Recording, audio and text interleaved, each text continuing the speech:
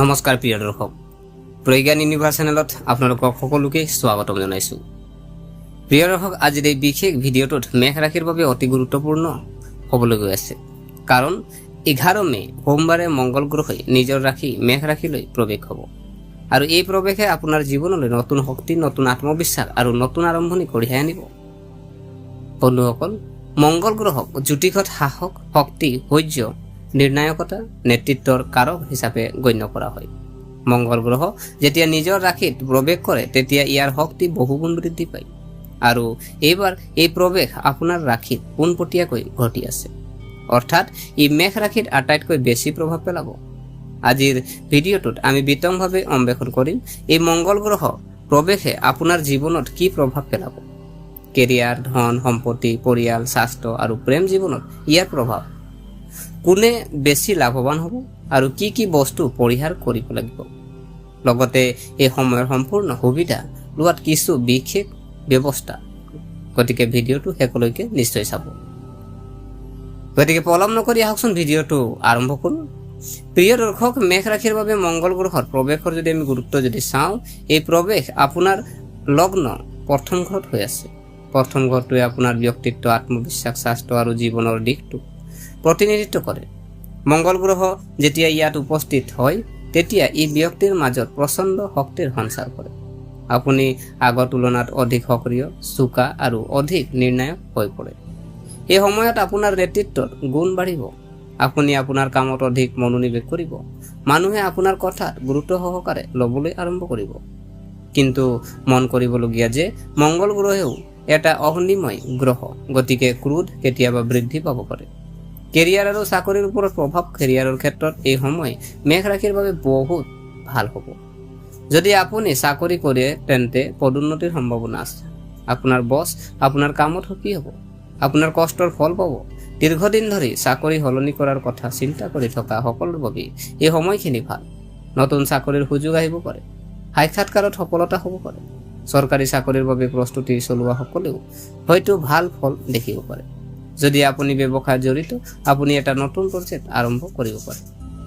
অংশীদাৰিত্ব লাভজনক হ'ব। আবদ্ধ হৈ থকা ধন উদ্ধাৰ হ'ব পাৰে। এইটো এটা ভাল সময় ৰিস্ক লোৱাৰ বাবে, কিন্তু বুদ্ধিমানৰ সিদ্ধান্ত লোৱা। প্ৰিয় দৰ্শক, এতিয়া জানো আহক ধন আৰু আৰ্থিক পৰিস্থিতি। মংগল গ্ৰহৰ এই প্ৰৱেশে আপোনাৰ আৰ্থিক অৱস্থা শক্তিশালী কৰিব। আয়ৰ নতুন উৎসৰ সৃষ্টি হ'ব। বিনিয়োগৰ পৰা লাভৰ সম্ভাৱনা আছে। পুৰণি আবদ্ধ টকা উদ্ধাৰ হ'ব পাৰে। যদি আপুনি ষ্টক মাৰ্কেট বা যিকোনো ব্যৱসায়ত বিনিয়োগ কৰিব বিচাৰে তেন্তে এইটো এটা ভাল সময়, কিন্তু খৰখেদাকৈ সিদ্ধান্ত লোৱাৰ পৰা বিৰত থাকক। মাটি, সম্পত্তি বা বাহন ক্ৰয় কৰাৰো সম্ভাৱনা আছে। ঘৰত আৰাম আৰু সুবিধা বৃদ্ধি পাব। প্ৰিয় দৰ্শক, এতিয়া আমি জানো আহক পৰিয়াল আৰু সম্পৰ্ক। এই সময়ছোৱাত পৰিয়ালৰ সৈতে আপোনাৰ সম্পৰ্ক উন্নত হ'ব। আপোনাৰ পৰিয়ালৰ পৰা সহায় লাভ কৰিব। ঘৰত সুখৰ পৰিৱেশ থাকিব। কোনোবা শুভ অনুষ্ঠানৰ পৰিকল্পনা কৰা হ'ব পাৰে, কিন্তু মনত ৰাখিব খং নিয়ন্ত্ৰণ কৰিব। সৰু সৰু কথাক লৈ তৰ্ক এৰক। যদি আপুনি বিবাহিত, আপোনাৰ পত্নীৰ সৈতে আপোনাৰ সম্পৰ্ক মজবুত হ'ব। আপোনালোকে একেলগে ভ্ৰমণৰ পৰিকল্পনা কৰিব পাৰে। প্ৰেমৰ জীৱন যদি চাওঁ, প্ৰেমৰ সময়টো এই সময় আপোনাৰ প্ৰেম জীৱনৰ বাবেও ভাল হ'ব। কাৰোবাক ভাল পালে মনৰ ভাৱ প্ৰকাশ কৰিব পাৰে। আপোনাৰ সম্পৰ্ক মজবুত হ'ব। ভুল বুজাবুজিৰ সমাধান হ'ব, কিন্তু ইগ' পৰিহাৰ কৰক। আপোনাৰ সংগীৰ অনুভৱ বুজিব। স্বাস্থ্যৰ ওপৰত প্ৰভাৱ যদি চাওঁ, মংগল গ্ৰহৰ শক্তিৰ গ্ৰহ, গতিকে এই সময়ছোৱাত আপোনাৰ শক্তি বৃদ্ধি পাব। আপুনি অধিক সক্ৰিয় অনুভৱ কৰিব। আপোনাৰ ফিটনেছ উন্নত হ'ব, কিন্তু মূৰৰ বিষ, ৰক্তচাপ, আঘাত সম্ভাৱনা থাকিব পাৰে।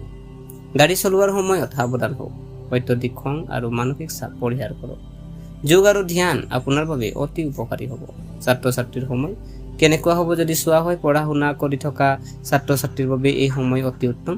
মনোযোগ বাঢ়িব। প্ৰতিযোগিতামূলক পৰীক্ষাত সফলতা সম্ভৱ। অভিযান্ত্ৰিক, প্ৰতিৰক্ষা আৰু কাৰিকৰী ক্ষেত্ৰৰ ছাত্ৰ ছাত্ৰী বিশেষভাৱে উপকৃত হ'ব। কোনে বেছি লাভৱান হ'ব?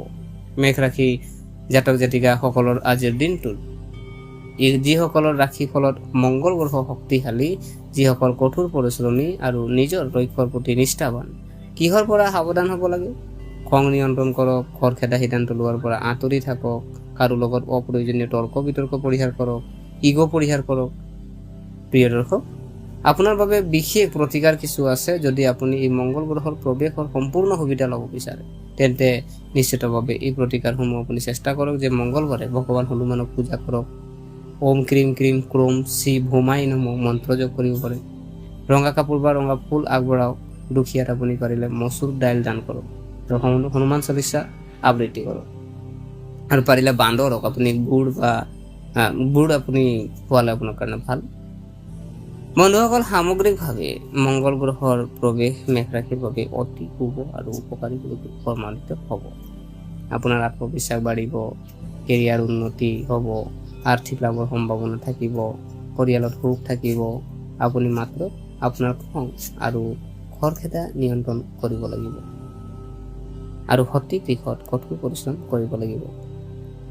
এই সময়খিনি যদি আপুনি বুদ্ধিমানভাৱে ব্যৱহাৰ কৰে তেন্তে এই প্ৰৱেশে আপোনাৰ জীৱন সলনি কৰিব পাৰে। প্ৰিয় দৰ্শক, যিহেতু আজি আমি আলোচনা কৰিলোঁ যে যিসকল মেষ ৰাশি আছে আপোনালোকৰ কাৰণে আজি বিশেষ, আজি মংগল গ্ৰহ যিহেতু আপোনাৰ নিজৰ ৰাশিত আজি আপোনাৰ ৰাশিত প্ৰৱেশ কৰিবলৈ গৈ আছে, মেষ ৰাশিত প্ৰৱেশ কৰিবলৈ গৈ আছে আৰু সেই তাৰিখটো হ'ল আপোনাৰ মে'ৰ 11 তাৰিখে। আৰু যিহেতু যিকোনো আজি নিজৰ গ্ৰহ যদি নিজৰ ৰাশি যদি প্ৰৱেশ কৰে তেতিয়া কিন্তু ভাল ফলাফল আজি দিয়াৰ সম্ভাৱনা থাকে। তো আজি আপোনাৰ যিহেতু আপোনাৰ যি ফলাফল আজি আমি দাঙি ধৰিলোঁ আৰু কি আপুনি প্ৰতিকাৰ কৰিব লাগিব, আজি কি কৰিব নালাগে, কি কৰিব লাগে, সকলোখিনি আজি আমি এই ভিডিঅ'ৰ মাধ্যমত আপোনালোকক বুজাবলৈ আমি চেষ্টা কৰিলোঁ। গতিকে আশা কৰিছোঁ আপোনালোকে ভিডিঅ'টো চাই ভাল পালে।